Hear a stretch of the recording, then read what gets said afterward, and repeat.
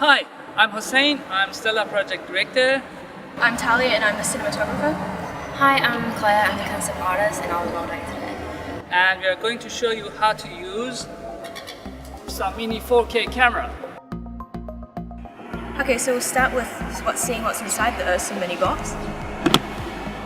So here we have the two batteries, the charger for the batteries, and its cord to plug in. We have the two CFast cards, 32 gig, and we also plug it into the computer. And we also have the plug in case you want to put the camera onto constant power instead of having it run through battery power. And here we have the camera itself. So we'll start with the batteries. So to charge the batteries, you have the battery charger and the cord. Plug the cord into the side here, and then plug it into the wall. To charge the batteries, you slide it in until you hear the click, and then you're good to go. To remove the batteries, we've got this small button on the side here, which you press and then slide out. Now that the battery's been charged, we can put it in the camera. Slide it into the back. To take out the battery, we've got the same button here, which you press down and slide out. Okay, so now we have the battery in, we're going to put the CF2 cards in. So we open up the viewfinder by pressing on this button, it pops it open. And you can see here the two slots for the two cards. So I'll just grab the cards inside their cases.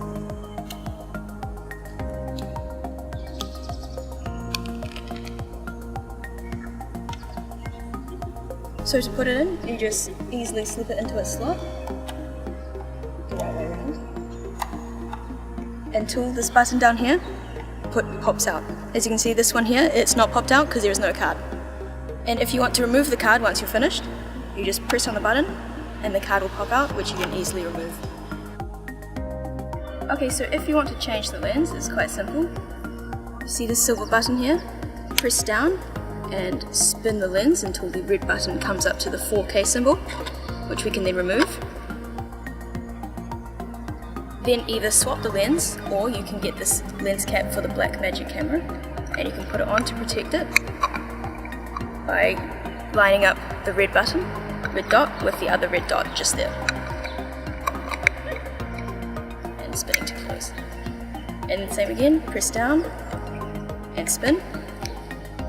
Remove, and to put the lens on, we do the same thing, red dot to red dot, connect together, and then spin until you hear the click.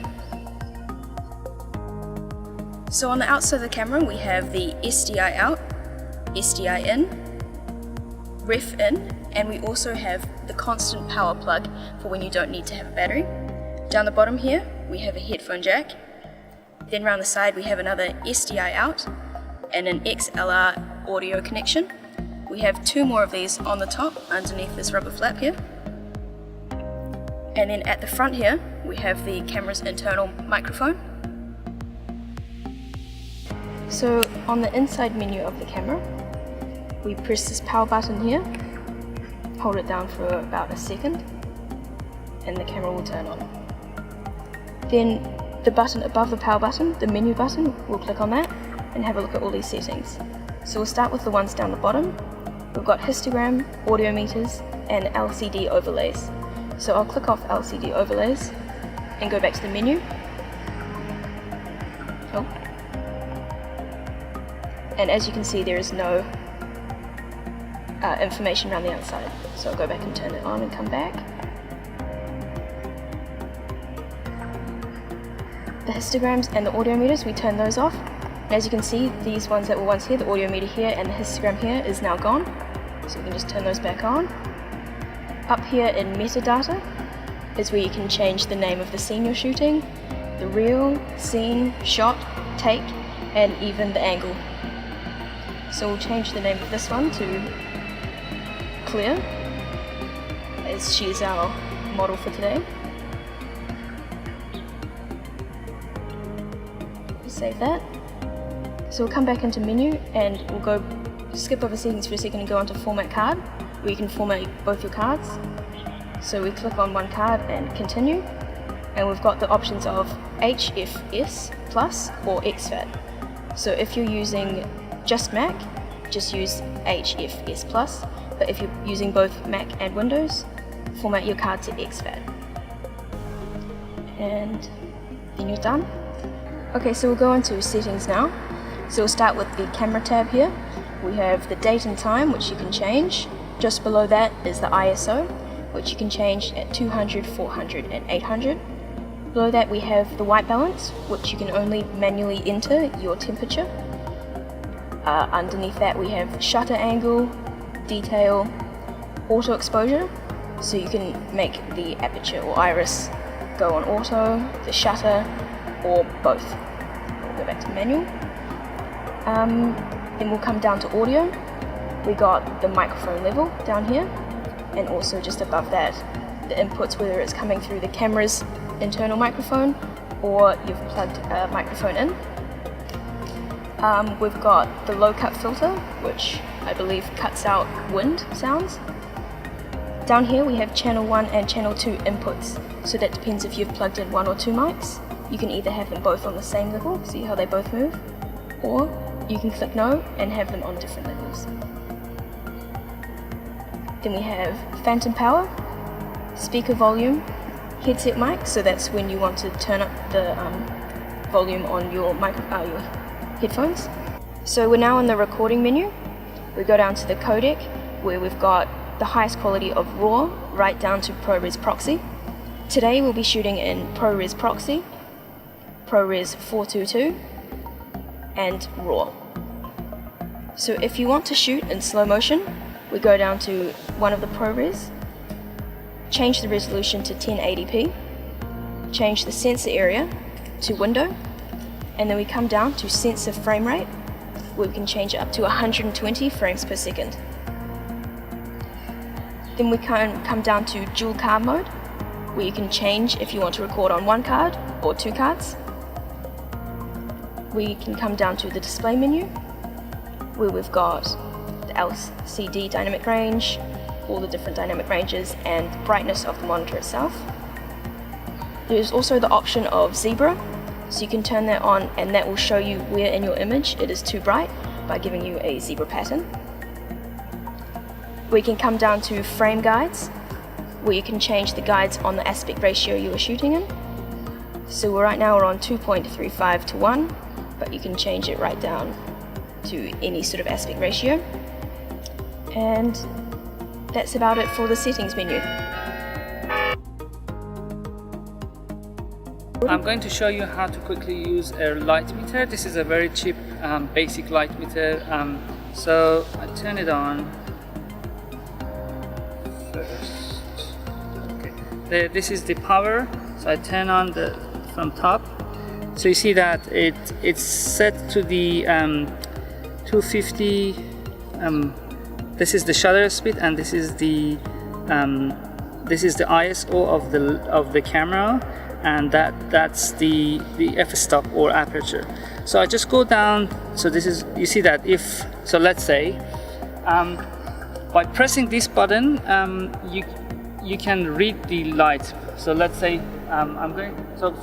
the best way of light metering an actor or model is just keep the probe, this dome on her chin, and just press.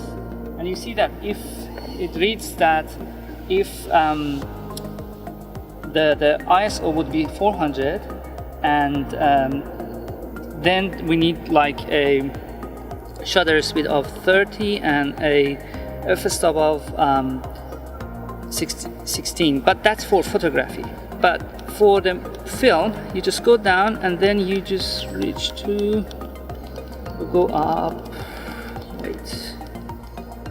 Okay, so this is for film 8. So you see that the FS is frame per second. So our film is 24 frames per second. The film that we are going to record now is 24 frames per second. and the ISO is 400. So if you need to change the ISO, you just press this ISO button down, you hold it and you change the ISO. So let's say we're going to record Claire at 200 ISO. Okay, so 24 frames per second, so fs is frame per second, so 24, and the ISO is 200.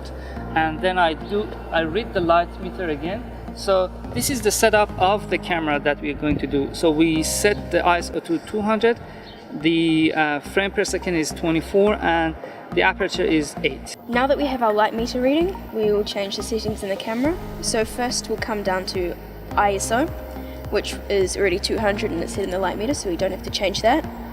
Then we come to the white balance, and that was 5200, which is the same, still like that. So we come down to shutter angle, and it should always be in 180 degrees. And then we'll come over to recording to check that our frames per second is 24, which it is. Now we'll come into our actual recording to check our aperture. So to change the aperture, we click on iris just here, and then we click this button here, the back button, to go down, to go up. So on our one it was at 8, so we'll come down to 8, and then we're ready to start shooting. So there are two ways of focusing on this camera.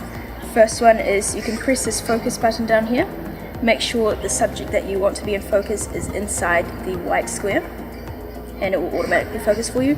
Or you can do the normal way of using the actual lens to focus and eyeballing it. So first we'll start in ProRes Proxy, and to start recording you can press this red button here that says record on the handle piece.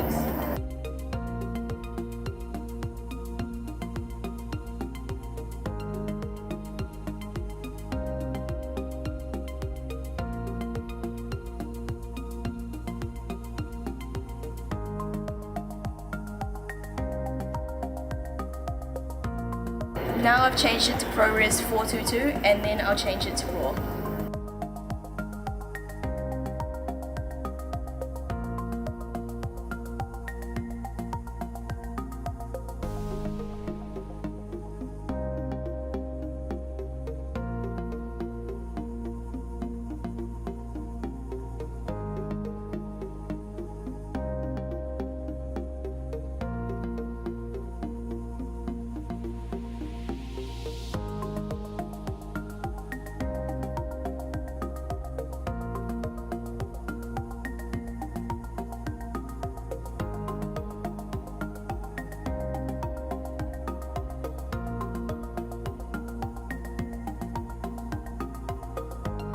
Once you've finished recording and need to get the footage off your cards, you just need to remove it by pressing down this button here, popping out the card, grabbing it and pulling it out, and then you can remove the footage. You'll get the CF card reader out of the camera box, plug it into the computer through the USB 3.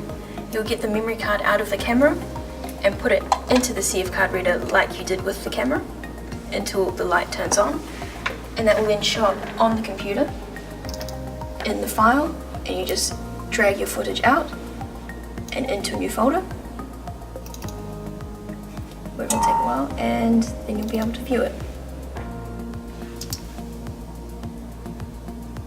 Now that you have imported your videos onto the computer, in the second video, Hussein will show you how to quickly import, edit and color grade your videos on DaVinci Resolve.